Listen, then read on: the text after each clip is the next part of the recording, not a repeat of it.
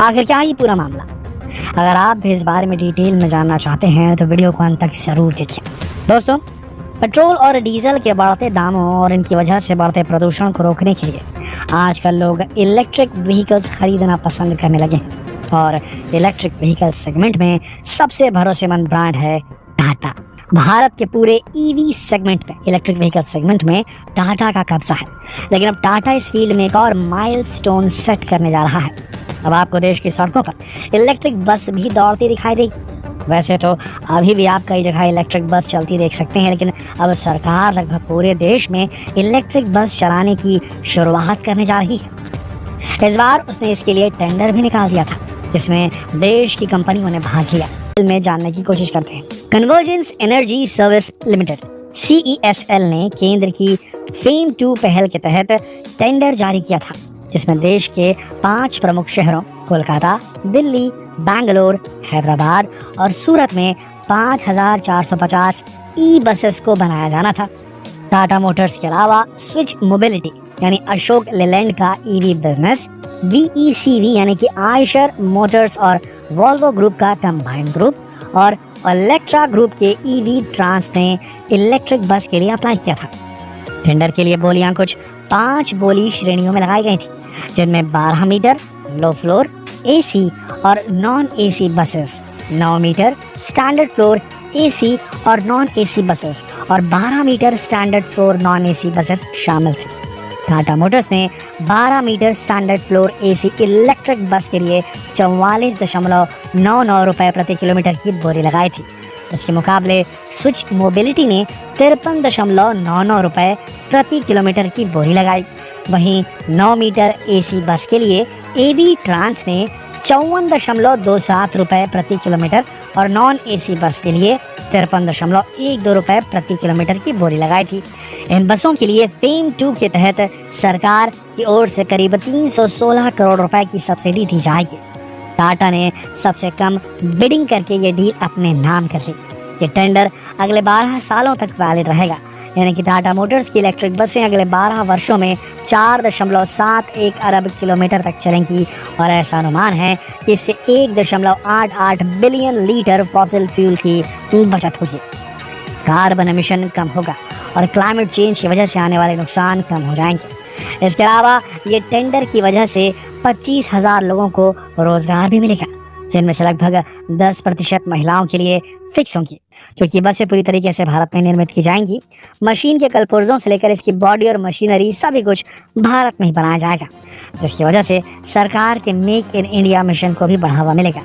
इसके अलावा ये बसें 328 हॉर्स पावर के साथ 3000 Nm का टॉर्क जनरेट कर सकती हैं। इन बसों की सबसे खास बात होगी कि ये बिल्कुल भी शोर नहीं करेंगी। जी हाँ, अगर आपके पास बस आपके पास से गुजर भी जाएंगी तब भी आपको पता नहीं चलेगा और साथ में आपको मिलेंगी कई बेहतरीन फैसिलिटीज, कंफर्टेबल सीट्स और बेहतरीन लाइटिंग। और बात करें सुरक्षा की तो टाटा हमेशा से अपनी गाड़ियों के सुरक्षा फीचर्स को लेकर सजग रहता है, तो यहाँ भी आपको टाटा की तरफ से बेस्ट सेफ्टी फीचर्स प्रदान किए जाएंगे। ये बसें regenerative electric system, new generation telematics और हाई सिक्योरिटी इंटेलिजेंस सिस्टम से लैस होंगी। इसके अलावा फिजिकली हैंडीकैप्ड लोगों के लिए भी इन बसों में खास इंतजाम होगा। इस तरह ये बसें कई मामलों में अभी सड़कों पर मौजूद बसों के मुकाबले बेहतर होंगी। और जैसा कि हमने कहा कि ये बसें पूरी तरह मेक इन इंडिया होंगी, तो चीन और दूसरे देशों के ऊपर हमारी निर्भरता भी कम होगी, क्योंकि अभी ऑटोमोबाइल सेक्टर का एक बड़ा हिस्सा दूसरे देशों से इंपोर्ट किए गए पार्ट्स पर निर्भर करता है। लेकिन इन बसों के लिए सभी पार्ट्स भारत में ही तैयार किए जाएंगे। इसीलिए अब शायद चीन भी भारत के इस कदम से डरता दिखाई दे रहा है, क्योंकि अगर भारत ऑटोमोबाइल सेक्टर में आत्मनिर्भर हो गया तो ये उसके लिए एक बहुत बड़ा झटका साबित होगा चीन के लिए। दोस्तों, टाटा मोटर्स हमेशा से ही देश के लिए कई बड़े बड़े काम करता आया है। हम मिडिल क्लास को कार देने वाले उनके ड्रीम प्रोजेक्ट टाटा नैनो को कैसे भूल सकते हैं। भले ही वो प्रोजेक्ट सफल ना हुए हों, लेकिन उस प्रोजेक्ट के पीछे उनकी नीयत काफ़ी साफ और नोबल थी। और वैसे भी रतन टाटा ने हमेशा देश की विषम परिस्थितियों में साथ दिया है, इसीलिए देश के लोग भी उनसे जुड़ाव महसूस करते हैं। चलिए आज आपको रतन टाटा के जीवन के कुछ अनसुने अनछुए किस्से बताते हैं, जिन्हें आज तक आपने शायद ही कभी सुना हो। दोस्तों, रतन टाटा का जन्म टाटा परिवार में हुआ था, जो कि देश का सबसे बड़ा बिजनेस परिवार था। लेकिन इसका यह मतलब नहीं कि रतन टाटा ने अपने जीवन में कभी संघर्ष नहीं किया। आपको यकीन नहीं होगा, लेकिन रतन टाटा ने माइन में फावड़े चलाने से लेकर होटल में बर्तन धोने तक का काम किया है। दोस्तों, रतन टाटा का जन्म 28 दिसंबर 1937 को गुजरात की सूरत में हुआ था। उनके पिता थे नवल टाटा और दादा थे जमशेद जी टाटा। उनकी मां का नाम सुनी टाटा था। लेकिन रतन टाटा के पिता ने 2 शादियां की थी। इस तरह उनकी सौतेली मां का नाम सिमोन टाटा है। जब रतन टाटा 10 साल के थे तब उनके माता पिता अलग हो गए और इसके बाद वो अपनी दादी के साथ रहने लगे। जब उनके माता पिता अलग हुए तो रतन टाटा काफ़ी टूट गए और डिप्रेशन में चले गए।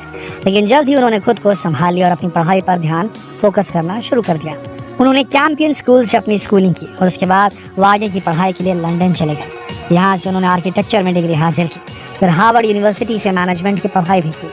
इसके अलावा रतन को प्लेन उड़ाने का भी बड़ा शौक था। उस वक्त अमेरिका में कई इंस्टीट्यूट पैसे लेकर आपको प्लेन उड़ाना सिखाते थे, लेकिन उस समय उनके पास इतने पैसे नहीं थे कि वो इंस्टीट्यूट की फीस भर सके। ऐसे में उन्होंने कई जगह नौकरियां की और तो और रेस्टोरेंट में बर्तन भी मांजे। इसके साथ ही उन्होंने अमेरिका की एक आर्किटेक्चर फर्म में 2 साल तक नौकरी भी की। और अच्छा, ये भी नहीं हुआ कि रतन टाटा पढ़ाई करके आए और उन्होंने सीधा टाटा में ऊंची पोस्ट मिल गई हो। उन्होंने टाटा स्टील के जमशेदपुर प्लांट में फावड़े से खुदाई का काम शुरू किया। उनके पास IBM जैसी बड़ी कंपनी से नौकरी का ऑफर भी आया, लेकिन उन्होंने अपने ख़ानदानी बिजनेस को ही आगे बढ़ाने का डिसाइड किया। और आज ये उनकी ही मेहनत का फल है कि टाटा आज हमारे जीवन का हिस्सा बन चुका है। यहाँ तक कि लगभग देश के हर बच्चे ने कभी न कभी टाटा का नमक तो खाया ही है। क्यों? सच है ना। इसके अलावा आज टाटा का बिजनेस पूरी दुनिया में फैल चुका है। यहाँ तक कि कभी घरेलू मार्केट में काम करने वाली भारत की एक कंपनी आज जितना मुनाफा भारत से कमाती है, उससे कहीं ज़्यादा मुनाफा उसे दूसरे देशों से आता है।